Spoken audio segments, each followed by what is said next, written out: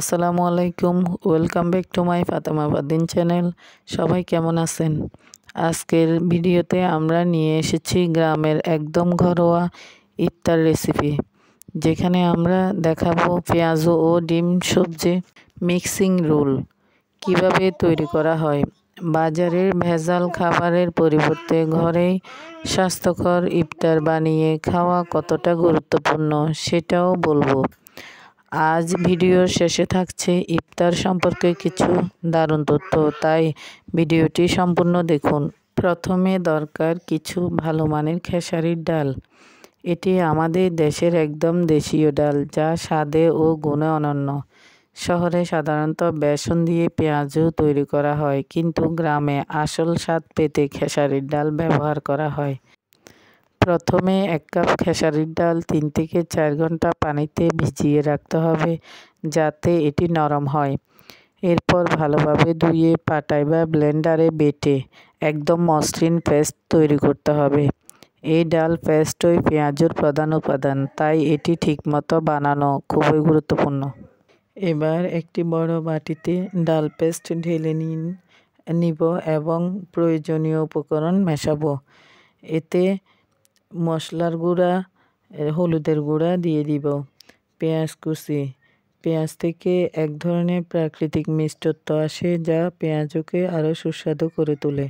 কাঁচামরিচ কুচি। ঝাল কম বেশি করতে চাইলে মরিচের পরিমাণ নিয়ন্ত্রণ করতে হবে। লবণ স্বাদ অনুযায়ী। সামান্য আটা পেঁয়াজকে আরও মচমচে করে তোলে। পরিমাণ মতো আদা ও রসুন বাটা হজমে সাহায্য করে ও স্বাদ বাড়ায়। এবার হাত দিয়ে ভালোভাবে সব উপকরণ মেশাতে হবে, যাতে সব একসাথে ভালোভাবে মিশে যায়। পেঁয়াজু শুধু বাংলাদেশের নয়, পুরো উপমহাদেশের একটি ঐতিহ্যবাহী ইফতার আইটেম।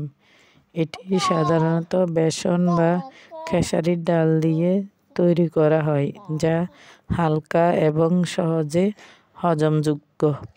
ইতিহাস ঘাঁটলে দেখা যায় মুঘল আমলে বিভিন্ন রকমের পাকোড়া এবং ডাল ভিত্তিক স্ন্যাক্স প্রচলিত ছিল, যার থেকে বর্তমানের পেঁয়াজুর রেসিপির উৎপত্তি। বাংলাদেশে ইফতারিতে পেঁয়াজুর জনপ্রিয়তার কারণ এটি দ্রুত তৈরি করা যায় এবং খেতে বেশ মচমচে ও সুস্বাদু। ডাল প্রোটিন সমৃদ্ধ, যা রোজার পর শরীরের শক্তি পুনরুদ্ধার করতে সাহায্য করে। এটি তেলে ভাজা হলেও সঠিক উপায়ে বানালে খুব বেশি তেল শোষণ করে না। বাজারে যেসব পেঁয়াজু পাওয়া যায়, সেগুলোর তুলনায় ঘরোয়া পেঁয়াজু বেশি স্বাস্থ্যকর ও বিশুদ্ধ। কড়াইতে পর্যাপ্ত পরিমাণ সয়াবিন তেল দিয়ে মাঝারি আঁচে গরম করতে হবে। তেল ভালোভাবে গরম হলে হাতে বা চামচ দিয়ে ছোট ছোট গোল বলের মতো করে মিশ্রণ নিয়ে গরম তেলে ছেড়ে দিতে হবে। পেঁয়াজুর উপকারিতা ও বিশেষ তথ্য। প্রোটিন সমৃদ্ধ পেঁয়াজুর প্রধান উপাদান খেসারির ডাল, যা উচ্চ প্রোটিনযুক্ত এবং শরীরের পেশি গঠনে সাহায্য করে। সহজে হজমযোগ্য। পেঁয়াজুতে ব্যবহৃত পেঁয়াজ, আদা ও ধনে গুঁড়া হজম শক্তি বাড়াতে সাহায্য করে। শক্তি পুনরুদ্ধার। সারাদিন রোজা রাখার পর শরীরে শক্তি ফেরানোর জন্য পেঁয়াজু একটি চমৎকার খাবার। ঘরোয়া খাবার নিরাপদ। বাজারের ভেজালযুক্ত পেঁয়াজুর তুলনায় ঘরে তৈরি করা অনেক বেশি স্বাস্থ্যকর ও নিরাপদ।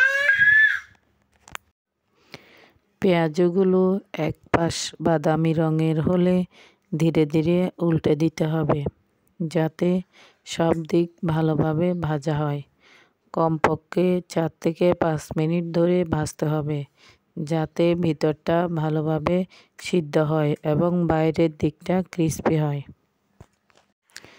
পেঁয়াজু একদম গোল্ডেন ব্রাউন হয়ে গেলে টিস্যু পেপারের উপর তুলে নিতে হবে, যাতে অতিরিক্ত তেল শুষে যায়। এখন একটি প্লেটে সুন্দর করে পেঁয়াজগুলো সাজিয়ে পরিবেশন করুন।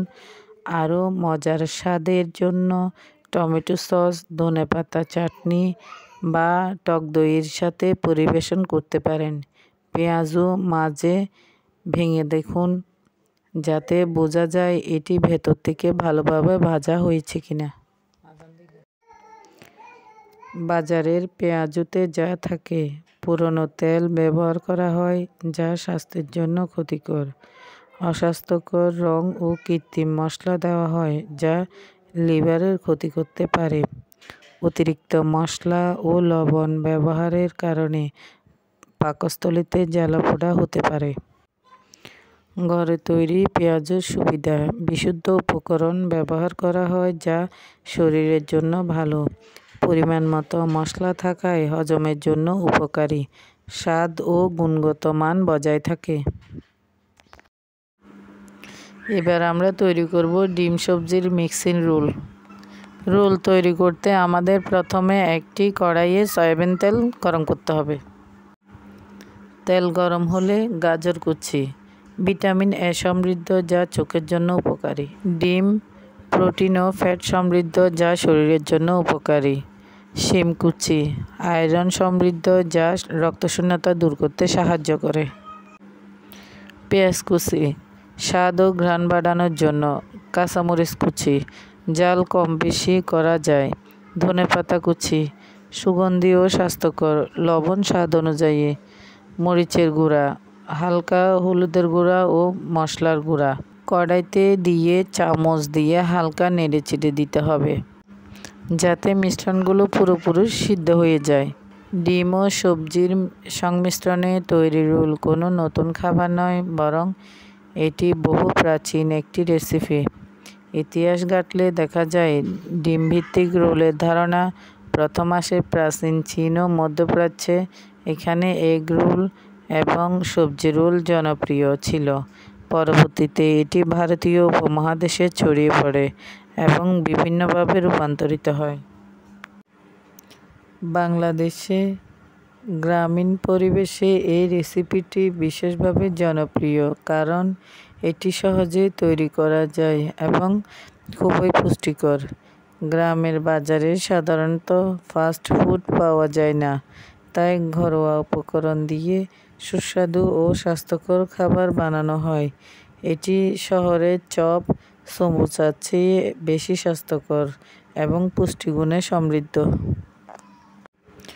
ডিম সবজির রোল খাওয়ার উপকারিতা ও তথ্য: প্রোটিন সমৃদ্ধ ডিম উচ্চ প্রোটিনযুক্ত যা পেশি গঠনে সাহায্য করে। শক্তি বাড়ায়, রোজার পর শরীর ক্লান্ত হয়ে যায়। ডিম শরীরে তাৎক্ষণিক শক্তি সরবরাহ করে। হজমে সহায়ক, এতে থাকা সবজি ও ফাইবার হজম শক্তি বাড়ায় এবং কোষ্ঠকাঠিন্য দূর করে। স্বাস্থ্যকর চর্বি, ডিমের মধ্যে থাকা স্বাস্থ্যকর ফ্যাট শরীরের জন্য উপকারী। ভিটামিন ও মিনারেল, গাজর, শিম, ক্যাপসিকামে প্রচুর পরিমাণে ভিটামিন ও মিনারেল আছে যা রোগ প্রতিরোধ ক্ষমতা বাড়ায়। ওজন নিয়ন্ত্রণে সহায়ক, বাজারের অতিরিক্ত তেলযুক্ত খাবারের চেয়ে এটি অনেক কম ক্যালোরিযুক্ত, তাই ওজন নিয়ন্ত্রণে সহায়ক। মিশ্রণগুলো ভালোভাবে ভাজা হয়ে গেলে এটি নামিয়ে নিতে হবে এবং ঠান্ডা হতে দিতে হবে। এবার ময়দার রুটি নিয়ে মাঝখানে ভাজা ডিম সবজির মিশ্রণ দিয়ে দিতে হবে। ধীরে ধীরে রোলের মতো পেঁচিয়ে নিতে হবে যেন মিশ্রণটি বাইরে বেরিয়ে না আসে। একে একে সব রুটি একইভাবে রোল বানিয়ে নিতে হবে। রোল ভাজার ক্লিপটি ভিডিওতে দেখানো হয়নি। বাজারের ইফতারে যা থাকে, অতিরিক্ত তেলে ভাজা হয় যা পাকস্থলীর জন্য ক্ষতিকর। রাসায়নিক রং ও স্বাদবর্ধক মেশানো হয় যা লিভারের ক্ষতি করে। অনেক সময় বাসি খাবার দিয়ে তৈরি করা হয় যা পেটের সমস্যার সৃষ্টি হতে পারে।